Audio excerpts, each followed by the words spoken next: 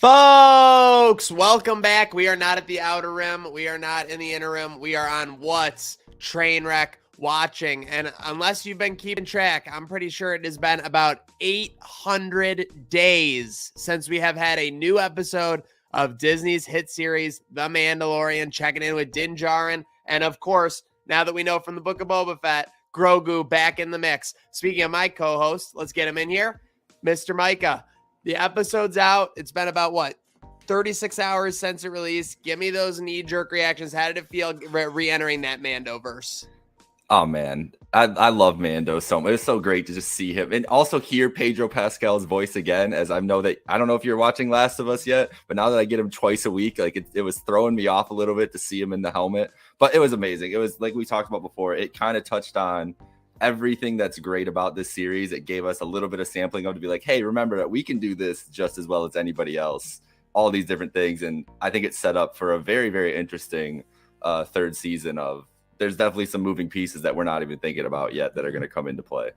A lot of table setting in this episode, as we'll get into, we'll give our knee-jerk reactions again here on What's Trainwreck watching. But yeah, a lot of covering the Mando bases, checking in with all the parties. Ooh, I almost skipped ahead. But Mando is obviously back. The first scene, did you think it was maybe a flashback for a second till we saw Paz Vizsla all grown up? I was very thrown off by the whole vibe.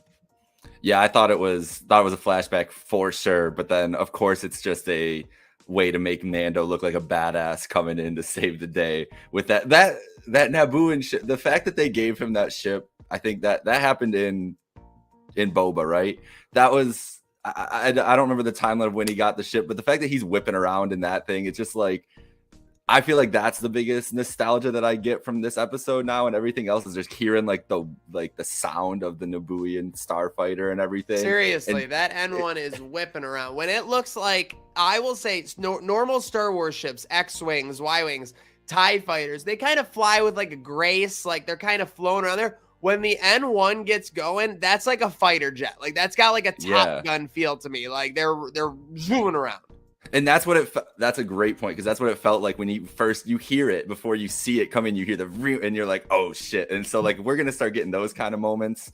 Sign me up, because there can be like a big one later in the season where they can really bring that in a situation. But yeah, what did you think about that? Just like, what did you think about the fact that just very conveniently Mando showed up while this big crocodile monster decided to fuck up first off, ceremonies there. Just classic Star Wars. Nothing's worth doing if there isn't the threat of like that everyone could die at any given second. I mean, this monster alligator like fish hybrid just zooming out of the water. By the way, I was expecting, and I know this is kind of the end of the scene, I was expecting the one Mandalorian who got swallowed early to be like burped back up or like laser their way out, because it never looked like they got chewed or digested. They just got swallowed.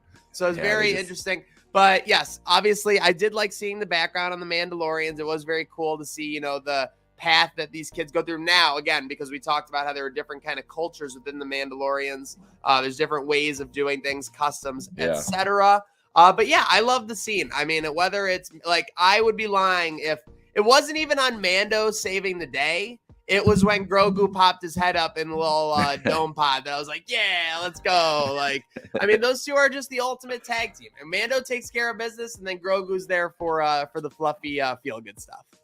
Yeah, that was awesome. It was a great scene, but just hilarious to like the thought of these Mandalorians that are like, we're going to do this ceremony right here, but there is a possibility that the big monster may come out and eat us. And then she's like, young ones, get in there. Like, all of you none of you should try to fight this thing with your little blasters on your arms. Like, you should all be running. She's like, nah, the 17 of us will take this big thing. So I don't know what this was without Mando. They were they were, I mean, you want to talk about poor planning. I mean, it looked like that was their thought. Oh, if this giant alligator comes out, we're all going to like put our explosives on it. We're going to kind of try and wrangle it down.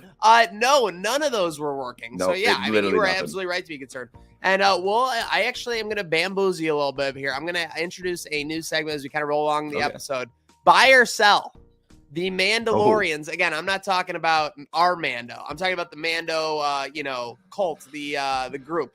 Their outlook on Din Djarin. I mean, this guy just saved their lives. There's a legitimate argument that if he didn't come in that starfighter, that they could all be dead. But for some reason, just because he took his helmet off like a year ago or something, he's in trouble. I mean, do you buy that because it's like that is the culture of Star Wars? That is how it is. Things are that this is the way, or is it like, come on, this guy just saved your life? Like, just cut him a little slack. I'm selling it. I've been starting to sell the Mandalorian's dogmatic attitudes, all of them. Not Din's here, but everybody else's dogmatic attitude. Like there's nobody left. Nobody wants to go there. This one guy is like, and first of all, not just this one guy, this guy who everybody in the universe knows as the Mandalorian. Like not a Mandalorian, the guy. You're like, nah, we don't need you, bro. Like you need everybody. This is not a pick and choose situation. So yeah. I'm selling it. I think that they're acting crazy out here. I'm with you there. Like when she's sitting aside of them after, she's like, and even worse, you did it by your own regard or whatever. Like, what are you talking about? Are we just ignoring that basically like he had no other option if he was saving his right? Again, I get it. Like there just seems like the Mandalorians, they put above all else just not being seen, and it's like, what's the advantage? I get it. But moving on, Mando obviously. That kid, just the last thing, like the kid, they're like, are you ready to wear this helmet the rest of your life? And he was like, I guess so. Like he didn't seem like he really wanted to do it. The only encouraging thing to that kid was that everybody was doing it. Like there's no other pro. Like it's just everyone else is doing it, so you might as well. And speaking of everyone else doing it, everyone is going down to Navarro. Navarro's straight going from Canada to Aruba as far as a place to go is as far as a vacation set. I almost, you know what? I'm not gonna lie. I was excited he was going back and he mentioned it. It took me like 12 to 15 seconds to realize, oh my God, there's like buildings and there's structure and there's like community and there's like people walking out and everyone. Like, how'd you feel about noticing the glow up of Navarro? Oh, I was the same way. It took me a second to like kind of jog my memory of where we were and like what was like going on here until we saw our friend, the High Magistrate. I was like, I know this. And that's some serious contracting work. I don't know how long this timeline has been, but they got people in there and getting things up right away. There's money to be made on Navarro, baby. Hey, that's what he said. Yeah, everybody's down there. So it's like Texas right now. Like everybody's just flooding into there. We got High Magistrate Grief is his last name. I'm not sure, but I got it right down. But first off, ton of drip. Did you notice that he had droids to just hold his cape?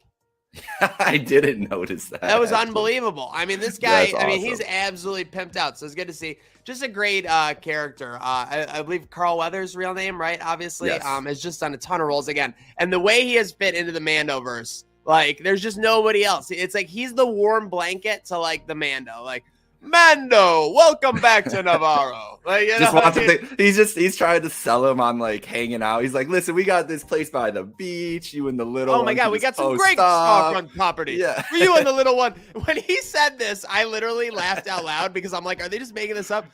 It might be time to hang up your blaster. Like what? Like, is that like really how these things are referred to in the Star Wars universe? But I love it. Obviously.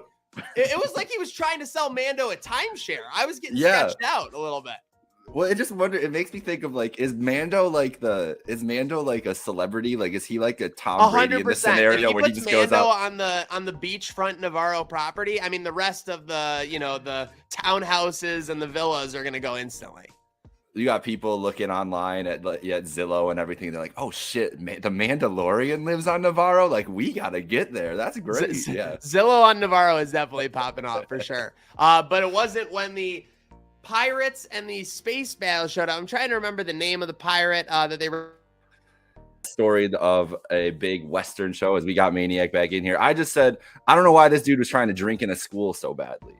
Like he knew that. I mean, it was more of a power play, right? Like he just wanted to prove he could do it. I mean, obviously we saw, the way those kids were acting in that school, that's the last place you want to be caught, out of sorts. But with that said, clearly trying to make a power play against our High Magistrate, and he wasn't having any of it. I mean, when he drew that blaster, it was to show like, I still keep that on me. Oh yeah. It was a let him know moment. That's for sure. But just like, this is one of those moments I said while you were gone there for a second that just reminds you of what Mando is. Like, Star Wars was always like a space opera Western, and that really, they loved playing into that with the big blaster battles and everything else, like an old standoff.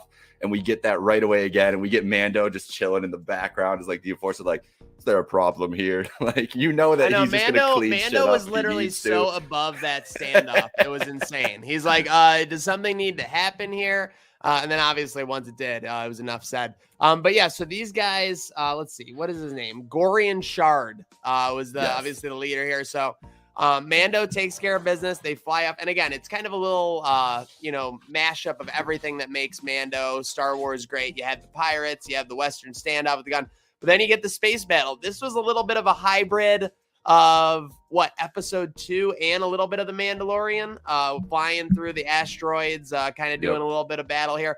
I marked down Mando was kind of like Batman in these asteroids. Like, he would find spots to hide, and then the ships would be like going around. He would just like pow pow. Like, it was pretty sick. That was pretty impressive. Yeah, where he kind of flipped it around, and all of a sudden they show the guys in the cockpits. They're like, oh no, where's it coming? Boom, blown up from the side. Yeah, he was pulling some Batman action there. I like that. He was definitely the Batman of those asteroids. But great scene with the pirate, second in command, I would call him. You know, the guy who was leading that small group, lures them back to the ship. And I mean, I like this guy. He didn't really get much of a chance to prove himself. He was kind of great scene with Mando, obviously telling Grogu, you never trust a pirate. Pretty good lesson of the Star Wars universe there. And then the best comment I saw, we have Davy Jones at home was about this guy. I don't know. I thought he looked okay. He kind of looked like the Grinch and Davy Jones put together. He's the pirate. I thought it was okay. I like building out the universe. I mean, I can't get into it enough, Micah. This is something that unfortunately the sequel trilogy did not do. I never had any idea, what the First Order's reach was. I didn't know why we needed a resistance when we already had the Republic. The world building was just awful. Literally awful in the other ones. And again, at least we're getting some characters. At least we're getting some tertiary characters here in Mando. And speaking of getting tertiary characters, so obviously, again, Mando's going on his mission. His thing is he's going to go back to the waters of Mandalore and attest for his sins, because he's, again, now the apostate of the Mandos. Yes, he's going to Mandalore, and he doesn't know what Mandalore even looks like either. Like, that's his big thing, is he's like, they know that there was battles there and everything else, but guy has no idea what he's walking into. But that's just Mando, man. He has a one-track mind. Whatever he wants to do, he will set his mind to and go do it no matter what. And people trying to deter him in this episode, trying to give him warnings, everything else. He's just like, nah, this is what I got to do. Yeah, they're telling him it straight up can't be done, basically, like what he's trying to achieve. So, you got the High Magistrate. Oh, come like chill here. You can't do that. And then, I mean, if you think Mando's down bad. Bo-Katan's hand. Yeah. We saw her, it was kind of like a up jump group, obviously saving Mando, showing, what they were trying to achieve, stealing that Empire, stronghold cargo, everything like that. When we go back now, I mean, this is a queen without a crown. This is a king with no subjects. Yeah, she looked defeated there. Like, it was very reminiscent to me, not as destroyed, but Jon Snow walking up to the Iron Throne with Daenerys there at the end. Yes. Spoiler alert, people, if you have, it's 4 years later, whatever. That's what it reminded me of, though. Obviously, it wasn't as decimated and everything else, but just seeing her there alone, and that this was this big, vast, empire at one point, or at least army, and like it was a castle that we were going to and everything else. Like, you knew it was a place where there was obviously popping and people were there all the time. And she's just there hanging out, like just waiting, like not even like literally chilling, just sitting, nothing like, going on. What was she doing before then? Just sitting, thinking, missing the Darksaber. I don't know. Another great comment, because, again, like we said, this episode was about Mando checking in with all our familiar characters around this universe so he could set the stage before he goes on his big season 3 quest. The funny thing is another great internet comment. Mando had a lot of meetings in this episode that could have been emails. Very, very, very fair. Very fair. But all right, our Mando leaves no stone unturned. And by the way, we haven't even mentioned it yet, but space whales?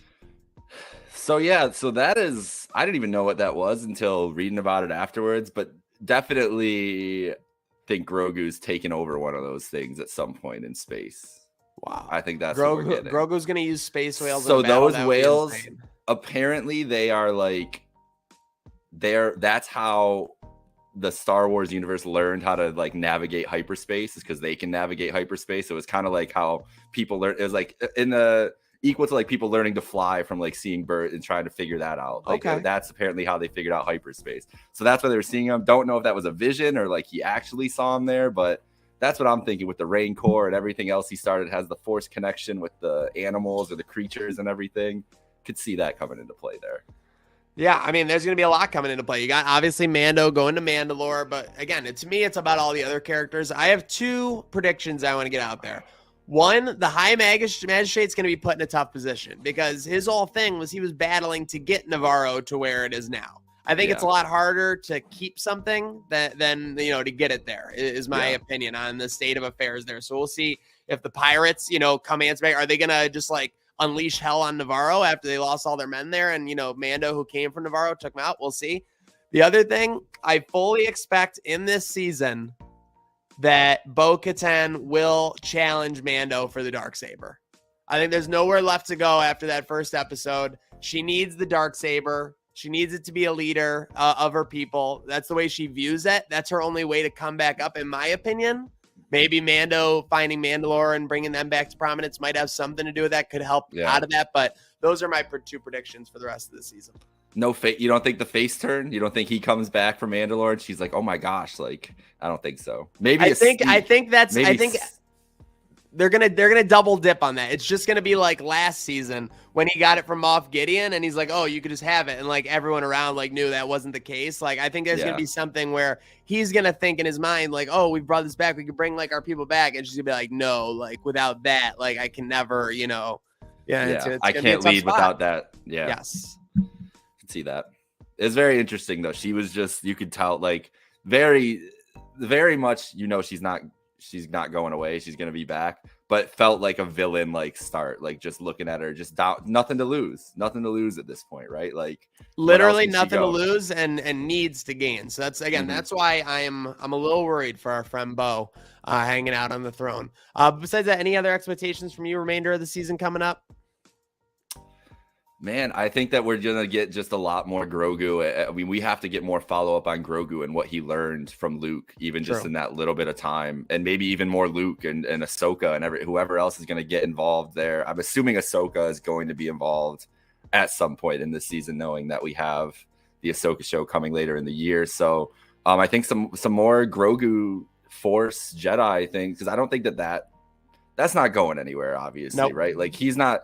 Even if he doesn't a full Jedi or whatever else, clearly him using the Force and him being Force sensitive is going to make a difference into what is it called? The connected Star Wars event that we are still building to with all these TV shows. And so that's the thing I'm most interested in, because they barely touched on it. Like his only Force use was him grabbing the M&M from the High Magistrate's office, which is great use of Force. Like, awesome. Well, also wheeling himself around in the chair. I couldn't tell if that was momentum or if he was just doing that. But no, I'm with you on that. Yeah, so that's it. I'm excited to see more Grogu and more where we go from there, because we know what we're getting with Mando. Like we know he's gonna go on his quest. Like right now, he's going to find the memory chip for the IG, so he can bring him back and go. Like he's got to do all his little side quests to get to Mandalore and everything. But where's the development with Grogu along the way? With what they see, what did he learn? How much power does he actually have? And like, will it go out of control at any point when he gets mad? Like we know that he's emotional and will get angry at things and everything. So very interested to see like where he's at on that level. A lot ahead, but plain and simple. Like I said at the beginning, it's been 800 days since. Glad to have Mando back in the mix. Glad to be here. Bum, ba, ba, bum, ba, ba, bum, bum, bum. Folks, stay tuned. Obviously, myself, Jake Micah 15, I'm going to be rolling along with this season, the Mando. We might be picking up some other shows along the way here on What's Trainwreck Watching. Thank you for tuning along. Make sure you're following, obviously, on Apple, Spotify, SoundCloud, and everything else there, because here on What's Trainwreck Watching, it's only about one thing, and that is next week's episode.